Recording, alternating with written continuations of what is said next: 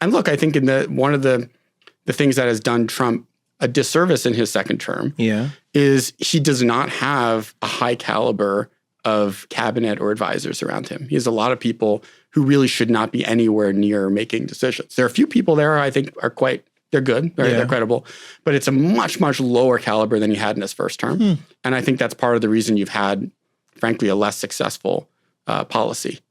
How do you think we find the balance between having expertise and getting stuck in an old way of doing things? I ask this because I remember hearing one story about how when the Trump administration came into power first time around, he just told people around him to make calls. Mm-hmm.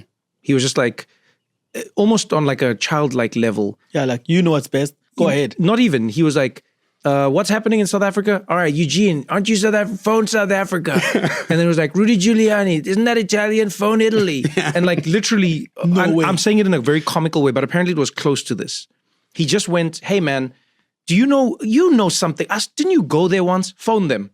You phone them. And people were just using like their normal phones. No way. That's how the story like sort of first leaked out, is that people were conducting state business on what do they call unsecured devices? Unsecured lines, people were just phoning. But, and this is completely a story that I've heard, so I cannot fact check it or verify it.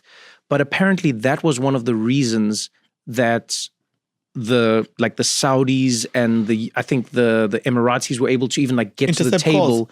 Get to the table having a conversation, was because Jared Kushner just didn't like know this stuff. And he was like, why don't you want to talk to them? And they were like, what are you talking about? We're not going. And he's like, why don't you talk to him? And then he was like, yeah, I'll phone him. And you just talk to him. And then the one person just talks to the other one on the phone. And they made progress that they otherwise would have never made if it had been contained within like the diplomatic channels of old. Yeah,